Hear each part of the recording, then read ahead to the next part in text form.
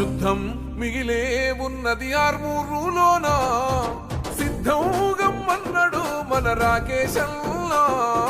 ప్రజలే తన ప్రాణం అంటూ కదిలిన నాయకుడు, అభివృద్ధిని కోరి ఆర్మూరు నేలన నిలిసిండు. యుద్ధం మిగిలే ఉన్నది ఆర్మూరు. స్కూల్ కాంపౌండ్ వాళ్ళు ఇక్కడ మన టెంపుల్ వస్తుంది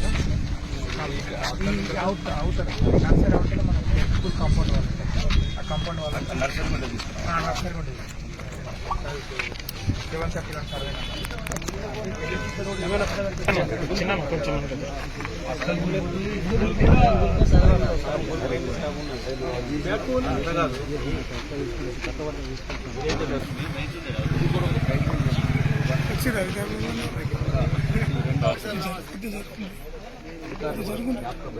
మన పిల్లలు లేరనుకుంటే మన పిల్లలకి ఇంకో రకమైన ఇబ్బంది అవుతుంది. కాబట్టి ఒక ఆలోచనతో ముందుకెళ్తుంది. మీకు ఏదన్నా ఇక్కడ ఇబ్బంది ఉంటే ఇంక మీరు సలహాలు హాస్టల్ ఏదైతే 2 హాస్టల్ని ఇక్కడ 2,50,00,000 45 ఒక 5 కోట్లు తీసుకొచ్చాము. తిరుగోలు 5 ఎకరాల మంచిగా పిల్లలకు రోజు లేట్ అవుతుంది, ప్రయత్నం అయితే చేయాలి. మన ఊరి తెచ్చాము ఇంకా జాగా ఉందా మీ దగ్గర? జాగా ఉంది. ఇప్పుడు 5 ఎకరాలు వచ్చింది మన గురుకులకి రేట్ వచ్చింది. గురుకులకి ఇంకా హాస్టల్కు ఒక ఎకరం సార్ కూడా వచ్చింది, చూపించిన ఒకే 5 ఎకరాలు వచ్చింది. ఇంకేమున్నది ఏమైనా కల్పించిన జాగున్నది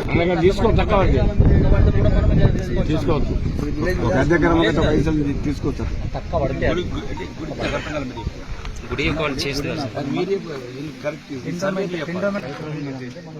మేకల సంత చెప్పినామని నమ్మన్నా మేము. అన్నాడు సరిపోదంటే మేకల సంత చుట్టూ ఒక 8-9 ఎకరాలు ఉంది అని చెప్పినాం. అన్నాడు చెప్పినాం మనం ఇంటికాడ ప్రైవేట్ ఊరి మీద అది కూడా సేమ్ మీ దృష్టికి రాలేదా? ఏ వచ్చాడు మనకు వారం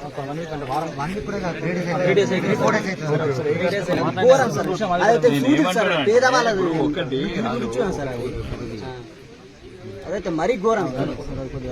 కనికరం ఇప్పుడు ఎక్కడ పేదవాడు ఉన్నాడో అక్కడికి వెళ్ళాలి అధికారులు, రాజకీయ మేము ఎక్కడ డబ్బు ఉన్నదో ఎక్కడ బంగారు దయచేసి మంచిగా ఉండినే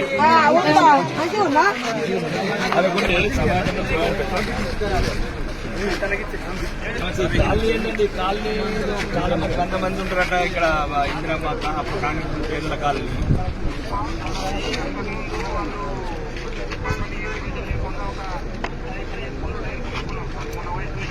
ఓకే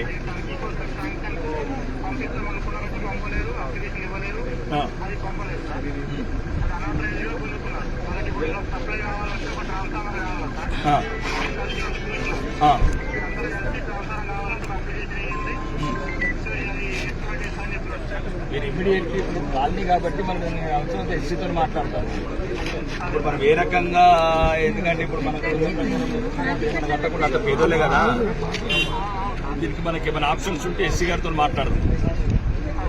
ఎందుకంటే వీళ్ళు డిపాజిట్ అది ఇది ఎలాంటి మళ్ళీ పడుతుంది, మూలక పడుతుంది కాబట్టి నువ్వు ఎస్టిమేషన్